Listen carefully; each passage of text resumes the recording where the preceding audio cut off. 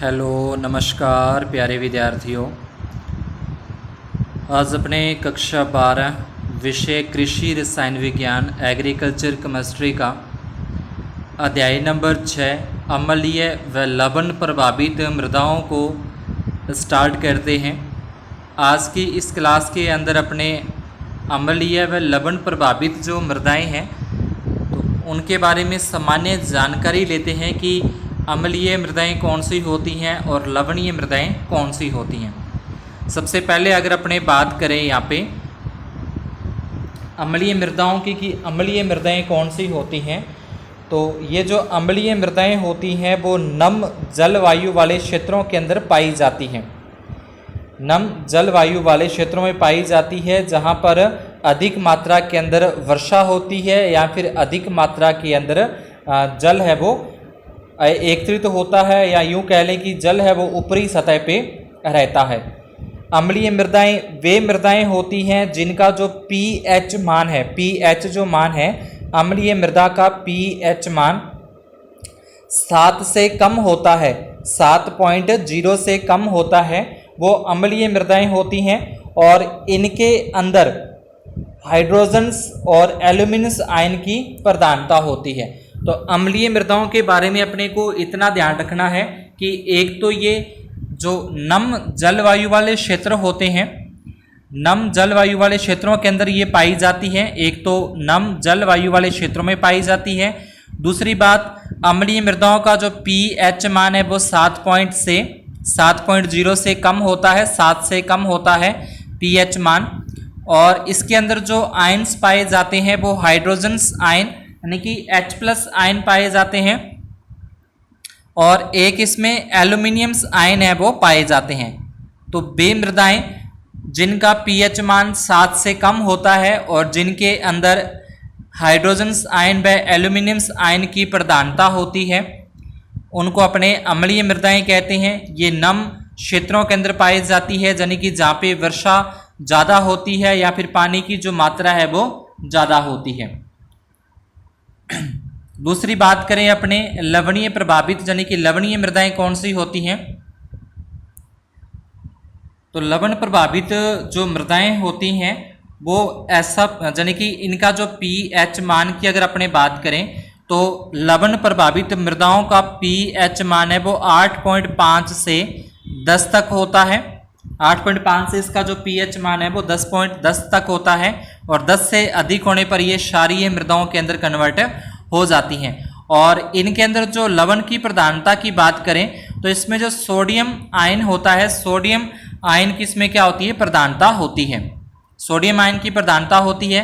पहली बात, ये 8.5 से 10 तक इसका pH मान होता है, इसके अंदर सोडियम आयन की प्रधानता होती है, और ये शुष्क व अर्धशुष्क प्रदेशों के अंदर पाई जाती है, यानी कि शुष्क और अर्धशुष्क प्रदेशों के अंदर ये पाई जाती है। अब शुष्क और अर्धशुष्क के अंदर अपना राजस्थान भी आता है। तो राजस्थान की अगर बात करें तो राजस्थान के जो पाली जिला है, जोधपुर जिला है, भरतपुर, बाड़मेर, नागौर, जयपुर और भीलवाड़ा, अजमेर, कोटा, बूंदी, झालावाड़, सवाई माधोपुर, टोंक, यानी कि काफ़ी सारे लगभग राजस्थान के अंदर जो मृदाएं हैं वो लवण प्रभावित मृदाएं पाई जाती हैं। इसमें सोडियम आयन की प्रधानता होती है। इसका जो pH मान है वो 8.5 से लेकर 10 के बीच में होता है। तो ये थी थोड़ी सी अपने अम्ल और लवण के बारे में सामान्य सी जानकारी। अब अपने चैप्टर को स्टार्ट करते हैं। तो यहाँ पे सबसे पहले अपने को दे रखा है, इसका सामान्य परिचय दे रखा है कि भारत में कुल कृषि क्षेत्र जो है वो 159.7 मिलियन हेक्टर है। इसमें से लगभग 90 मिलियन हेक्टर क्षेत्र में अम्लीय मृदाएं पाई जाती है। ये 2005 की रिपोर्ट के अनुसार है। तथा 6.73 मिलियन हेक्टर क्षेत्र में लवण प्रभावित मृदाएं पाई जाती है। ये मंडल 2010 की रिपोर्ट के अनुसार यहाँ पे बताया गया है। वर्तमान समय में लगातार जनसंख्या वृद्धि ने हमारा ध्यान अधिक फसल उत्पादन लेने के उद्देश्य से अम्लीय तथा लवण प्रभावित मृदाओं के सुधार की तरफ आकर्षित किया है। अब वर्तमान समय के अंदर क्या है कि जनसंख्या के अंदर लगातार वृद्धि हो रही है, तो इसके अंदर क्या है कि ज़्यादा से ज़्यादा फसल उत्पादन लेने के लिए इसमें ज़्यादा जो उर्वरकों का उपयोग किया जा रहा है, यूरिया डीएपी वगैरह अधिक मात्रा के अंदर डाली जा रही है, तो उससे क्या हो रहा है कि अब आज के टाइम के अंदर उससे अपने को नुकसान देखने को मिल रहे हैं और थोड़ा बहुत अपने को लगने भी लगा है कि इनसे काफ़ी सारे नुकसान हो रहे हैं। तो इन मृदाओं को सुधारने की तरफ भी आकर्षित किया गया और उनका उपयोग कम करने की तरफ भी आकर्षित किया गया। ऐसी समस्याग्रस्त मृदाओं को भौतिक रूप से, रासायनिक रूप से और जैविक विधियों से सुधार कर खेती योग्य बनाया जा सकता है। तो अब आगे अपने देखेंगे कि किस तरीके से मृदाओं का निर्माण होता है और किस तरीके से उसमें अपने सुधारा जा सकता है। तो दोनों मृदाओं को अलग अलग से यहाँ पे अपने को दिया गया है। पहले अगर अपने बात करें एसिड सॉइल है, एसिड सॉइल का मतलब जो अम्लीय मृदाएं होती हैं, तो अम्लीय मृदाएं प्राय नम जलवायु क्षेत्रों में पाई जाती है। इस क्षेत्रों की मृदाओं के कोलाइड संकीर्ण पर अधिशोषित वस्तुओं की अधिक मात्रा वर्षा जल के साथ बाहर निकल जाती है और क्लेस कोलाइड संकीर्ण पर धनायनों के स्थान पर हाइड्रोजन आयन की सांद्रण क्या होता है, बढ़ जाता है, जिसके कारण मृदाएं अम्लीय हो जाती हैं। अब कोलाइड क्या होते हैं, तो कोलाइड के बारे में इससे पीछे के चैप्टर के अंदर अपने को अच्छे से मैंने बताया कि कोलाइड्स कण क्या होते हैं, कोलाइड की यानी कि मृदा कोलाइड क्या होते हैं और सीधे कोलाइड की क्या परिभाषा है, कैसे उसके जो अपने विशेष गुण है वो भी अपने को चैप्टर के अंदर दिए गए थे।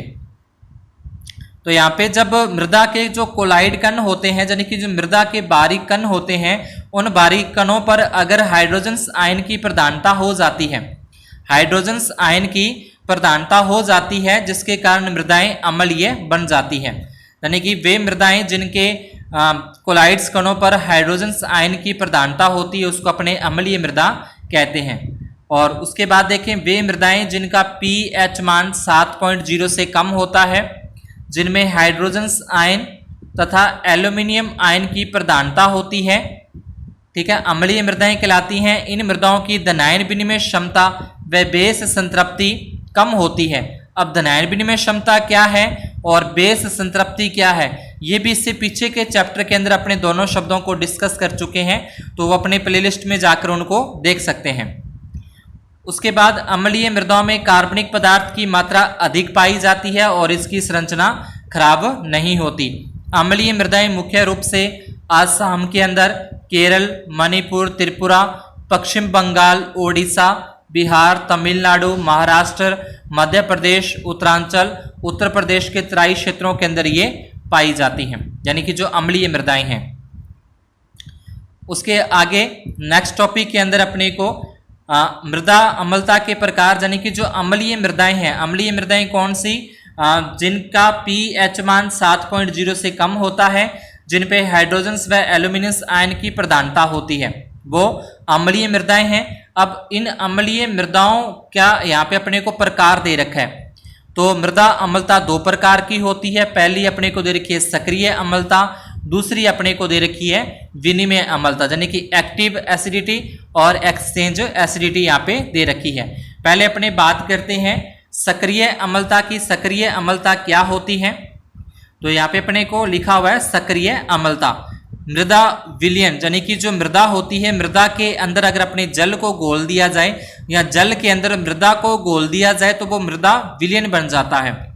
मृदा विलयन में हाइड्रोजन आयन के कारण उत्पन्न अम्लता को सक्रिय अम्लता कहते हैं, जो कि pH के रूप में मापी जाती है। यानी कि कोई पात्र लिया, उस पात्र के अंदर अपने पानी ले लिया, जल ले लिया और उसमें थोड़ी बहुत मृदा डाल दी, तो वो मृदा विलयन बन जाता है। और उस मृदा विलयन के अंदर अगर हाइड्रोजन आयन उत्पन्न होते हैं, यानी कि हाइड्रोजन आयन्स अगर उसके अंदर होते हैं, तो उसको अपने सक्रिय अम्लता कहते हैं, जिसको अपने pH के रूप में माप सकते हैं। यानी कि अगर इसका pH मान 7.0 से कम है तो इसका मतलब इसके अंदर H+ आयन उत्पन्न है, इसके अंदर H+ आयन विद्यमान है, तो ये सक्रिय अम्लता है।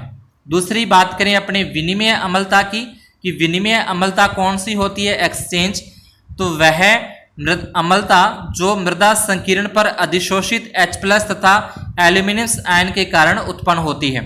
यानी कि वह अम्लता जो मृदा के जो कण होते हैं, मृदा के जो बारीक कण होते हैं, उन कणों के ऊपर H+ आयन और एल्यूमिनियम आयन उत्पन्न होते हैं, जिसको अपने विनिमय अम्लता कहते हैं, यानी कि वो कौन सी अम्लता कहलाती है, विलयन अम्लता।